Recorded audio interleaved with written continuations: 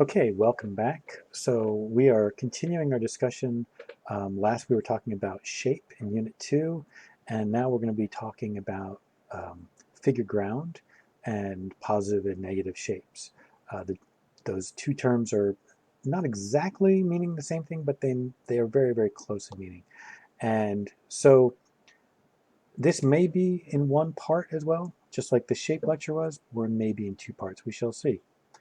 And one thing that we don't have to spend a lot of time on is talking about the transition from black figure to red, because I think in the ceramics lecture I covered that pretty much in detail. So, but just keep in mind that that is kind of the starting point of this lecture, which is the transition where artists started to think about, instead of painting the thing, right, by painting the space around the thing to make the thing, that is a fundamentally important transition.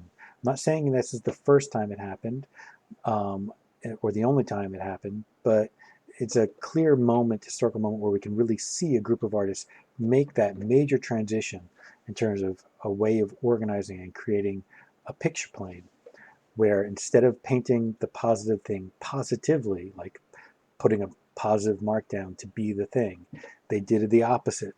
They left the thing that was going to be a thing blank, and they painted the space around the thing.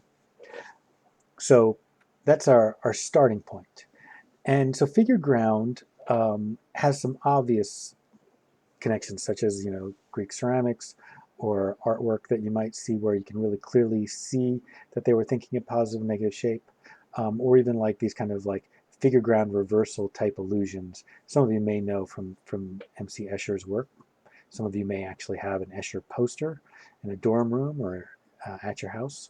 One that many people are familiar with, and many other people are completely shocked when they see it. Every time I teach this class, and on campus, I will at this point of the lecture say, raise your hand if you can see the hidden arrow in FedEx. And about half the class usually sees it already. Either they noticed it from the lecture just because we were talking about negative shapes, or someone had pointed out to them before. But there's usually about half the class that have never seen this, never realized that every time they'd seen X right there, that built into it in the negative space is a positive arrow. And that's a conscious decision, and that means something, and it shows why figure ground is so positive, why figure ground is so significant, because it allows artists to say things multiple ways, right? And the other reason why I think it's really important is that when you start thinking about positive and negative, it means you start thinking about how everything is a shape and everything locks together, and that the design is not just simply how you design a thing, it's how you design a page. So here are some examples of illustrative work, kind of design-based work, where they're using figure ground very in a very kind of figure ground reversal, figure ground ambiguity in a very kind of obvious sort of way. I really like this Disney Brave poster here. This poster here was made for a convention, so oftentimes film studios will hire illustrative artists or concept artists to make posters just for a single event. This poster was never used actually for the movie itself, never used for advertising for the movie. It was just used at the convention.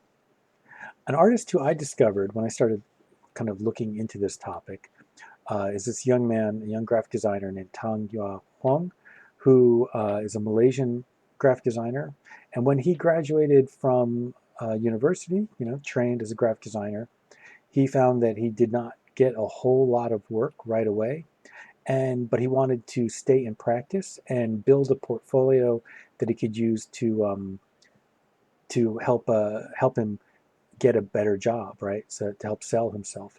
And he found that he just naturally gravitated towards these kind of illustrative portfolio pieces that play on figure ground reversals. So each one of these is some form of a figure ground reversal, like where the outside edge of this is a leaf, but then those leaves become branches of trees as they go inward, so that the negative space becomes a positive thing, right? Um, and you can see that in all of these, the negative space, right? the broken record then becomes a positive thing, it becomes the hill. That kind of flipping of what's positive and what's negative is a major part of the work he's made. And what's interesting is that he has become very successful based on these kinds of works. When I think of studio artists, fine artists, gallery-based artists who make work where thinking about positive and negative shape is a major part of their work, the first person who comes to mind is Ellsworth Kelly. Many people might not really pay attention to that. When they see pieces like these shaped canvas pieces, they may think of them purely from a positive sort of point of view. But many of these shapes that he comes up with are based on observation, and many of them come from observations of negative spaces.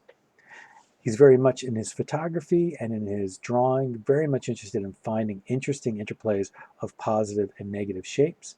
And in his paintings very much wants to highlight the shapes that we generally don't see because we ignore them as just the blank spaces behind things. A contemporary artist who I think similarly has a kind of an interest in playing with positive and negative shapes, more kind of aggressive and illustrative, maybe slightly manner, is Gary Hume. And I really love his paintings. His paintings, he makes these by pouring the paint into each of the areas. So each area is almost like a fluid fill of an area, and then has a built-up ridge that the fluid area builds up to. So it gives them a very interesting combination of a very specific tactile quality to the surface. Very, very flat in places, but then in the edges between things, very, very built up. And then another artist who I think is very much conscious of negative space shapes and uses that consciousness of negative space shapes to organize his paintings will be someone like Alex Katz. I'm a huge Alex Katz fan. I think he's a very smart painter. Designers love thinking about positive and negative space. They love negative space. One of the reasons why is that it often allows them to use more negative space, therefore save ink, right? That if everything has to have ink on it, then costs more money to print.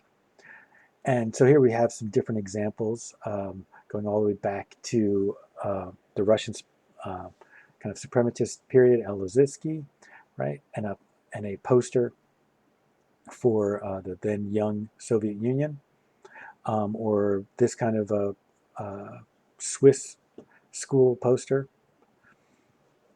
or the VW campaign.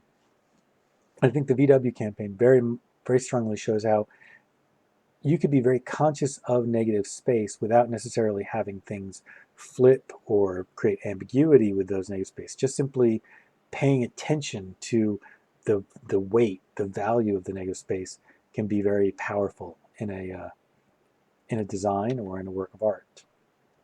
And it doesn't have to be like really flat works like an Ellsworth Kelly. It can be very painterly, very built up. Paintings can also be very conscious about negative space shapes. When you look at a painting like this, your first thought might be to see it just as about the trees, but really it's as much about the shapes of the spaces between the trees as it is about the trees themselves. Similarly, this shape in here, and this grouping of poplars, right?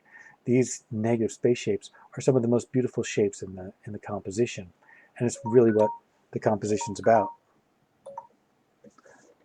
Okay, I have a few more to go to, so I'll probably end here and just do a very short one to finish out this lecture. All right, see you in part 3.